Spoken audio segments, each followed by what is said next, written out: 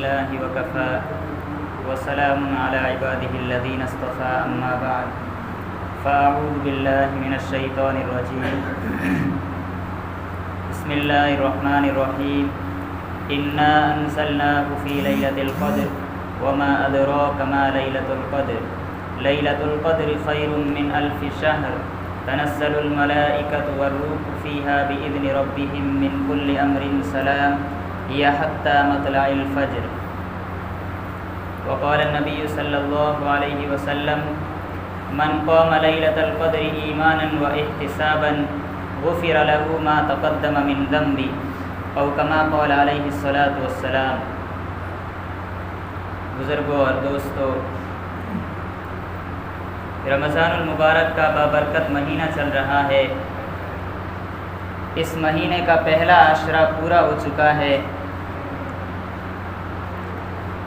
حدیث کے اندر آتا ہے رمضان المبارک کا پہلا عشرہ رحمت کا، دوسرا مغفرت کا اور تیسرا جہنم سے آزادی اور خلاصی کا ہے. پہلا عشرہ الحمدللہ مکمل ہو چکا ہے. اب دوسرا عشرہ یعنی مغفرت کا عشرہ چل رہا ہے. اس عشرے کے اندر اللہ تبارک و تعالی بے شمار مسلمانوں کی، بے شمار گنہگاروں کی مغفرت فرماتے ہیں. اس عشرے کے اندر ہمیں خوب دعاؤں کا اور استغفار کا اہتمام کرنا چاہیے. قرآن کریم کی میں نے سورت تلاوت کی. اس سورت کے اندر اللہ تبارک و تعالی نے شب قدر کی فضیلت کو بیان فرمایا ہے کہ یہ وہ بابرکت والی رات ہے جس رات کے اندر قرآن جیسی عظیم الشان کتاب نازل کی گئی. جب کسی دن یا مہینے کے اندر کوئی خاص واقعہ پیش آتا ہے تو مہینہ اور وہ دن ایک یادگار بن جاتا ہے. اسی طرح اللہ نے فرمایا کہ رمضان اور شب قدر کو اہمیت اس لیے حاصل ہوئی کہ اس کے اندر ایک بہت بڑا واقعہ پیش آیا، یعنی اس کے اندر قرآن کریم کو نازل کیا گیا. اس کے اندر ایک رات ایسی ہے جو 1000 مہینوں سے بہتر ہے. لیلۃ القدر خیر من الف شہر. جو شخص اس ایک رات کے اندر عبادت کا اہتمام کر لے گا، اللہ تبارک و تعالی اس کو 1000 مہینوں کے برابر عبادت کا ثواب عنایت فرمائیں گے. نبی کریم صلی اللہ علیہ وسلم نے بھی اس طرف اشارہ فرمایا کہ جو اس رات کے اندر عبادت کر لے گا، اللہ اس کے سارے گناہوں کو معاف فرما دیں گے. دوستو اور بزرگوں، جس طرح تمام انبیاء اور رسولوں میں سب سے افضل اور اعلیٰ مقام نبی پاک صلی اللہ علیہ وسلم کا ہے، تمام امتوں میں سب سے افضل رتبہ اس امت محمدیہ کو ملا ہے. تمام کتابوں میں سب سے بہترین کتاب قرآن مجید ہے. تمام مذاہب میں سب سے افضل اور مقبول دین اسلام ہے. تمام مہینوں میں سب سے افضل مہینہ رمضان المبارک کا مہینہ ہے. تمام دنوں میں سب سے افضل دن یوم عرفہ کا ہے. اسی طرح تمام راتوں میں سب سے افضل اور سب سے زیادہ عظمت والی رات شب قدر کی رات ہے. اس رات کے اس کا اندازہ اسی سے لگائیے کہ اللہ تبارک و تعالی نے پورا قرآن کریم آسمان سے بیک وقت اسی رات کے اندر نازل فرمایا. پورا قرآن کریم بیک وقت آسمانی دنیا پر اسی رات کے اندر نازل فرمایا. پھر آسمانی دنیا سے رفتہ رفتہ جیسی ضرورت ہوتی نبی پاک صلی اللہ علیہ وسلم پر نازل ہوتا گیا. یہ ایسی نعمتوں اور برکتوں والی رات ہے کہ اللہ تبارک و تعالی کی رحمت شروع رات سے ہی ایمان والے بندوں پر خاص طور سے متوجہ ہوتی ہے. یقیناً یہ اللہ تبارک و تعالی کی طرف سے بہت بڑا انعام ہے جو اس امت کو ملا. رب کریم کی طرف سے رحمت عالم صلی اللہ علیہ وسلم کے صدقے میں اسی امت کو ملا.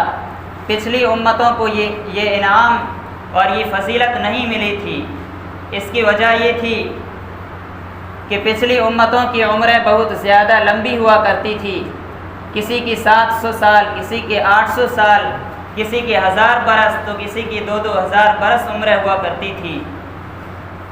ان طویل اور لمبی عمروں کے اندر وہ لوگ بہت زیادہ عبادت کر کے بہت اونچا مقام اور مرتبہ حاصل کرتے تھے۔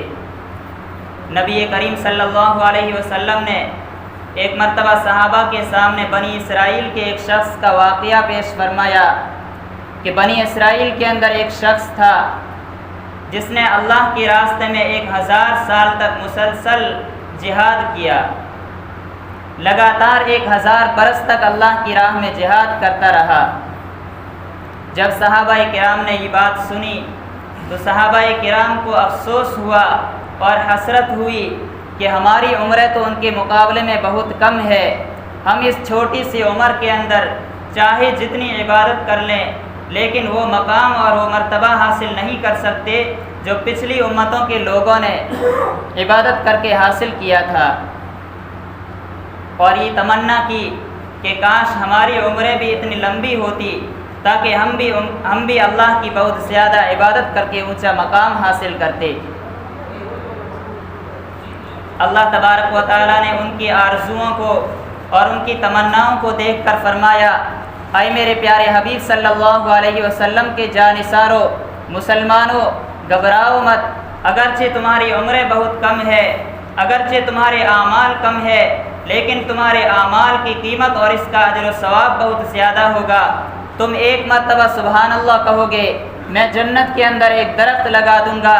تم ایک مرتبہ میرے حبیب صلی اللہ علیہ وسلم پر درود بھیجو گے، میں تم پر 10 رحمتیں نازل کروں گا۔ تم قرآن کریم کا ایک حرف پڑھو گے، میں ہر حرف کے بدلے تمہیں 10 نیکیاں عطا کروں گا۔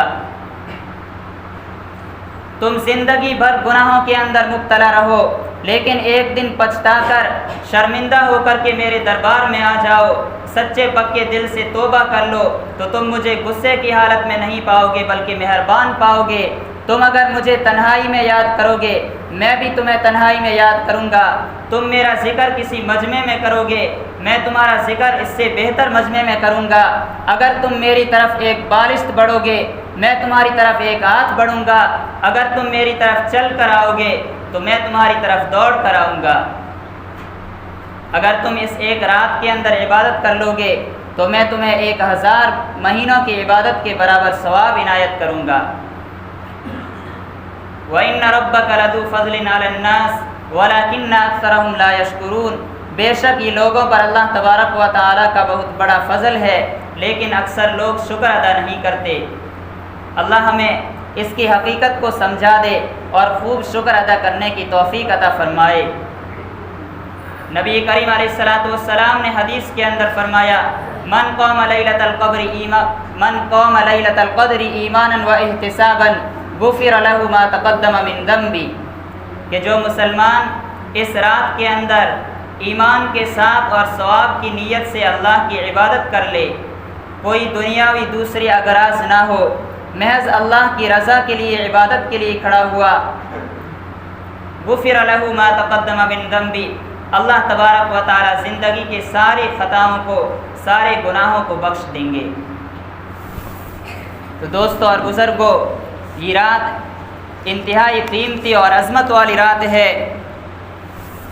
یہی وہ رات ہے جس کے اندر حضرت جبرائیل علیہ السلام فرشتوں کی ایک جماعت کو لے کر، فرشتوں کے ایک وفد کو لے کر زمین پر اترتے ہیں اور انہیں حکم دیتے ہیں کہ زمین پر پھیل جاؤ۔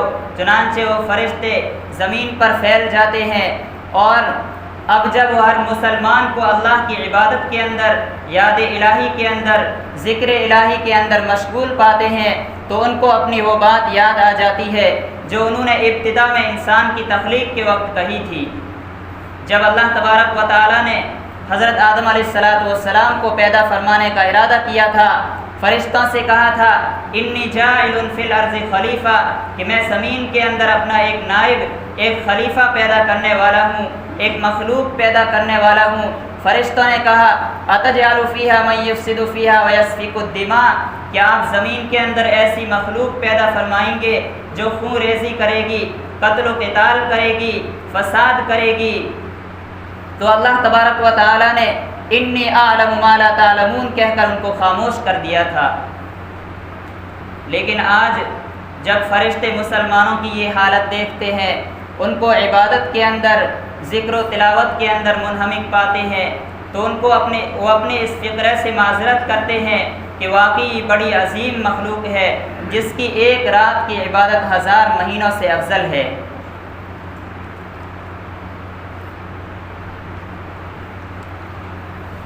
تو فرشتے انسانوں پر رشک کرتے ہیں اور پھر ہر اس مسلمان کے گھر کے اندر جاتے ہیں جو اللہ کی یاد کے اندر مشغول ہوتا ہے، ان کے پاس سلام لے کر جاتے ہیں اور ان سے مصافحہ کرتے ہیں۔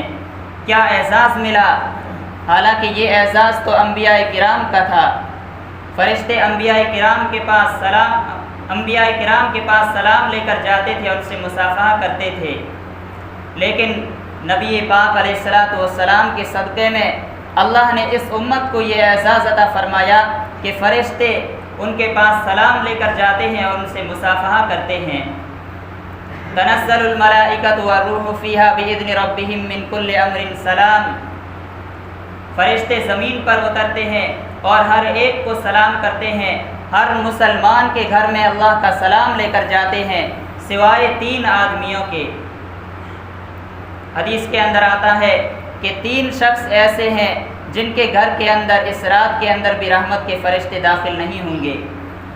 پہلا وہ شخص ہے جس نے اپنے گھر کے اندر کتا پال رکھا ہو۔ کتا ایک ناپاک اور نجس جانور ہے۔ لوگ شوق کے طور پر اور فیشن کے طور پر کتا پالتے ہیں، بلکہ آج تو زمانہ ترقی کر گیا کہ لوگ جہاں بھی جاتے ہیں اپنے کتے کو ساتھ میں لے کر جاتے ہیں۔ تو نبی پاک صلی اللہ علیہ وسلم نے ارشاد فرمایا کہ جس گھر کے اندر کتا پالا ہوگا اس گھر کے اندر رحمت کے فرشتے داخل نہیں ہوں گے۔ دوسرا وہ شخص جس نے کسی جاندار کی تصویر گھر کے اندر لٹکا رکھی ہو، چاہے انسان کی ہو یا جانور کی ہو، عارضی روح کی تصویر بلا کسی سخت ضرورت کے اور بلا کسی عذر کے ناجائز اور حرام ہے۔ آج کتنے مسلمان ایسے ہیں جو محض شوق کی خاطر، زینت کی خاطر، نمائش اور یادگار کی خاطر گھروں کے اندر تصویریں لٹکاتے ہیں۔ یہ فلاں صاحب کی تصویر ہے، یہ فلاں دادا صاحب کی تصویر ہے، یہ فلاں نانا صاحب کی تصویر ہے، یہ فلاں پیر صاحب کی تصویر ہے۔ نبی پاک علیہ الصلاۃ والسلام نے ارشاد فرمایا کہ جس گھر کے اندر جاندار کی تصویر ہوگی اس گھر کے اندر رحمت کے فرشتے داخل نہیں ہوں گے۔ تیسرا وہ شخص جو حرام کام کی وجہ سے جنوبی اور ناپاک ہوا ہو اور اس نے اس برکت والی رات کے اندر بھی اس فعل بد سے توبہ نہ کی ہو، اس کے گھر کے اندر بھی فرشتے داخل نہیں ہوں گے۔ تمام مسلمانوں کے گھروں میں، تمام عبادت گزاروں کے گھروں میں فرشتے سلام لے کر جاتے ہیں، ان کے گھروں کے اندر داخل ہوتے ہیں، لیکن یہ 3 شخص ایسے ہیں جن کے گھروں کے اندر رحمت کے فرشتے داخل نہیں ہوں گے۔ دوستو اور بزرگوں، کتا پالنے والا تو ایک شخص ہوتا ہے، کتا پالنے کا شوق تو ایک شخص کو ہوتا ہے، لیکن اس ایک آدمی کے نتیجے میں، اس ایک آدمی کی وجہ سے سارے گھر والے اللہ کی رحمت سے محروم کر دیے جاتے ہیں۔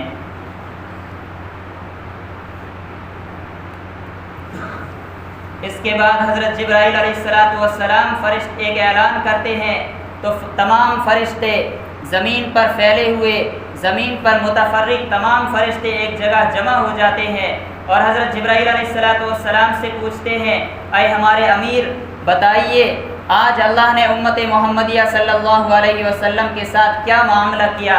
کیا اللہ نے ان کی مغفرت فرما دی؟ کیا اللہ نے ان کی بخشش کر دی؟ تو حضرت جبرائیل علیہ السلام فرشتوں کو بشارت سناتے ہیں کہ آج اللہ نے احمد صلی اللہ علیہ وسلم کی امت کے تمام مومنوں کے گنہگاروں کی مغفرت فرما دی، آج اللہ نے تمام مومنین کی بخشش فرما دی، آج فجر طلوع ہونے سے پہلے مسلمانوں کی بخشش کا سورج طلوع ہوگا، آج فجر بعد میں طلوع ہوگی، پہلے مسلمانوں کی بخشش کا سورج طلوع ہوگا۔ لیکن 4 شخص ایسے ہیں جن کی اس رات کے اندر مغفرت نہیں ہوتی ہے۔ سب مسلمانوں کی مغفرت فرما دی جاتی ہے، 4 شخص ایسے ہیں جن کی اس رات کے اندر مغفرت نہیں ہوتی۔ نبی پاک علیہ السلام نے صحابہ کے حلقے میں یہ بات بیان فرمائی تو صحابہ حیران رہ گئے، ہمتاً متوجہ ہو کر پوچھا، یا رسول اللہ یہ 4 مجرم شخص کون ہے؟ ان کے ایسے کون سے برے اعمال ہیں جن کی وجہ سے اس رات کے اندر بھی ان کی مغفرت نہیں ہوگی؟ من حرم حرم الخیر کلہ، کیونکہ اس رات کے اندر محروم رہنے والا ہر خیر سے محروم رہے گا۔ نبی پاک علیہ الصلوۃ والسلام نے فرمایا، پہلا شخص وہ ہے جو شراب کا عادی ہو۔ شراب عام حالات کے اندر بھی منع ہے، ناجائز اور حرام ہے۔ حدیث کے اندر بڑی سخت وعید وارد ہوئی ہے کہ جس شخص نے دنیا کے اندر شراب پی ہوگی اور بغیر توبہ کے مر گیا، اللہ تبارک و تعالیٰ اس پر جنت کی شراب کو حرام فرما دیں گے۔ جنت کی شراب پاکیزہ ہے، اس کے اندر کسی قسم کی بدبو نہیں ہے، اس کے پینے کی وجہ سے انسان کے اندر کسی قسم کا کوئی دیوانہ پن نہیں آتا ہے، جبکہ دنیا کی شراب بدبودار ہوتی ہے، اس کے پینے کی وجہ سے انسان پاگل اور مجنون ہو جاتا ہے، دیوانہ ہو جاتا ہے۔ انسان اس کے پینے کے بعد ہر ایک کو اپنا دشمن سمجھتا ہے، نہ وہ اپنے باپ کو باپ سمجھتا ہے، نہ ماں کو ماں سمجھتا ہے، نہ بیوی کو بیوی سمجھتا ہے، نہ اپنی اولاد کو اولاد سمجھتا ہے، ہر ایک اس کو دشمن نظر آتے ہیں۔ اس کے علاوہ اور بھی کئی طرح کے جسمانی نقصانات ہیں، لیکن جنت کی شراب پاکیزہ ہے، اس کے پینے کے بعد پینے والے کو بڑا مزہ آئے گا۔ قرآن کہتا ہے وَأَنْهَارٌ مِّن خَمْرٍ لَذَّةٍ لِّلشَّارِبِينَ، وہ ایسی شراب ہے اللہ نے اس کے اندر بڑی لذت رکھی ہے۔ تو جو آدمی دنیا کے اندر شراب پیے گا، نبی پاک علیہ الصلوۃ والسلام نے فرمایا پھر وہ بغیر توبہ کے مر جائے تو اس رات کے اندر یعنی شب قدر کے اندر اس کی مغفرت اور بخشش نہیں ہوگی۔ دوسرا وہ شخص جو اپنے والدین کا نافرمان ہو۔ والدین کی نافرمانی بھی بڑا سخت گناہ ہے، کیونکہ والدین کے اولاد پر بڑے احسانات ہیں۔ ہم نے کبھی غور کیا کہ ہماری پر پیدائش کے وقت ان کو کتنی تکلیف ہوئی تھی، انہوں نے کتنی دکھ اور پریشانی کے ساتھ ہماری پرورش کی۔ ہم جب روتے تھے تو وہ پریشان ہو جاتے تھے، ہمیں بھوک لگتی تھی وہ ہمیں کھلانے کا انتظام کرتے تھے، ہمیں پیاس لگتی تھی وہ ہمیں پلانے کا انتظام کرتے تھے، ہمیں جب سردی اور گرمی لگتی تھی تو سردی اور گرمی سے بچاؤ کا انتظام کرتے تھے، ہمیں کوئی بیماری لگتی تھی تو دوا اور علاج کا انتظام کرتے تھے۔ ہماری راحت رسانی کی خاطر انہوں نے گرمی، سردی اور بارش کے بگڑے ہوئے موسموں کو برداشت کیا۔ ہم اس وقت کچھ نہیں سمجھتے تھے، ہمارے اندر کوئی عقل نہیں تھی۔ واللہ اخرجکم من بطون امہاتکم لا تعلمون شیئا، اللہ فرماتا ہے تمہارے اندر جب تم پیدا ہوئے تھے اس وقت تمہارے اندر کسی چیز کی صلاحیت نہیں تھی، تمہارے اندر کوئی شعور نہیں تھا۔ یہ تمہارے والدین کا احسان ہے کہ انہوں نے بچپن کے اندر تمہارے ہر ناز اور نخرے کو برداشت کیا۔ تو دوسرا یہ آدمی ہے جو اپنے والدین کا نافرمان ہو۔ حدیث کے اندر آتا ہے نبی پاک علیہ الصلوۃ والسلام نے ارشاد فرمایا اگر اللہ کو راضی کرنا ہے تو پہلے اپنے والدین کو راضی کر لو۔ رضا الرب فی رضا الوالد وسخط الرب فی سخط الوالد، اللہ کی رضامندی والدین کی رضامندی میں ہے اور اللہ کی ناراضگی والدین کی ناراضگی میں ہے۔ جو آدمی اپنے والدین کا نافرمان ہوگا اس رات کے اندر اللہ تبارک و تعالیٰ اس کی مغفرت نہیں فرمائیں گے۔ تیسرا وہ شخص جو قطع تعلق کرنے والا ہو، رشتہ ناتا توڑنے والا ہو۔ اللہ نے ہم کو دنیا کے اندر توڑ پیدا کرنے کے لیے نہیں پیدا فرمائے بلکہ جوڑنے کے لیے پیدا کیا ہے۔ سل من قطعک واعف عمن قطعک، جو تم سے توڑے تم اس سے جوڑنے کی کوشش کرو، جو تم کو گالی دے تم ان کو دعا دو، جو تمہارے راستوں میں کانٹے بچھائے تم ان کی راہوں میں پھول بچھاؤ۔ اللہ تبارک و تعالیٰ نے انسان کو دنیا کے اندر جوڑ پیدا کرنے کے لیے پیدا فرمایا ہے۔ تو تیسرا شخص وہ ہے جو رشتہ توڑنے والا ہو، قطع تعلق کرنے والا ہو، اللہ اس رات کے اندر اس کی بھی مغفرت نہیں فرمائیں گے۔ چوتھا وہ شخص ہے جو دل کے اندر کینہ رکھتا ہو۔ یہ ایسا خطرناک گناہ ہے، حدیث کے اندر آتا ہے نبی پاک علیہ السلام نے ارشاد فرمایا کہ میں ایک رات حجرے سے باہر نکلا تاکہ میں لوگوں کو شب قدر کے بارے میں بتلاؤں، لیکن میں نے دیکھا کہ مسجد نبوی سے باہر دو لوگ آپس میں جھگڑا کر رہے ہیں، آپس میں لڑ رہے ہیں، ایک دوسرے کو گالی گلوچ کر رہے ہیں، آپس میں کینہ اور حسد کی وجہ سے لڑ رہے ہیں۔ ان دونوں کے جھگڑا کرنے کی وجہ سے شب قدر کی تعیین اٹھا لی گئی۔ کتنا خطرناک اور سنگین گناہ ہے کہ اس جھگڑے کی وجہ سے شب قدر کی تعیین کا علم اٹھا لیا گیا۔ لیکن دوستو اور بزرگوں، اگرچہ شب قدر کی تعیین کا علم اٹھا لیا گیا، لیکن شب قدر کی عظمت آج بھی وہی ہے، آج بھی باقی ہے جو قرآن و حدیث سے ثابت ہے۔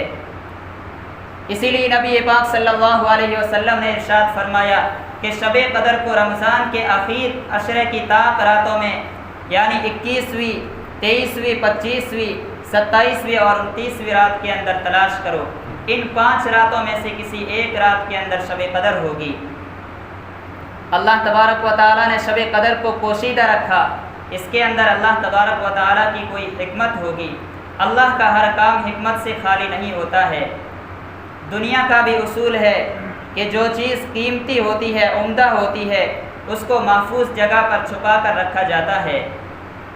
تو اللہ تبارک و تعالیٰ نے شب قدر کو اس لیے پوشیدہ رکھا۔ اگر شب قدر کی تعیین کی خبر دے دی جاتی تو لوگ اس ایک ہی رات کے اندر عبادت کرتے، صرف اس ایک رات کو خاص کر لیتے۔ اللہ نے اس لیے پوشیدہ رکھا تاکہ لوگ اللہ کی عبادت کی طرف زیادہ متوجہ ہوں۔ حدیث شریف کے اندر آتا ہے کہ اللہ تبارک و تعالیٰ نے 5 چیزوں کو 5 چیزوں میں پوشیدہ رکھا۔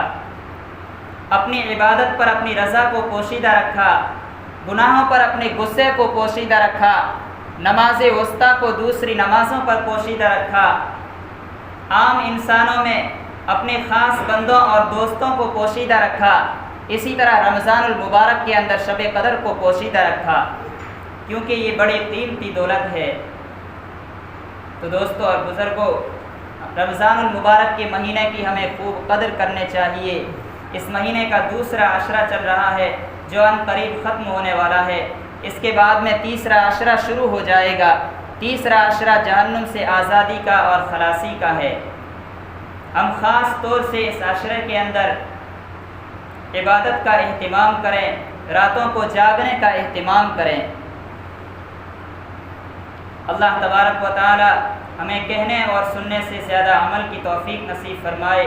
ہمیں رمضان المبارک کی خوب قدر کرنے کی توفیق نصیب فرمائے۔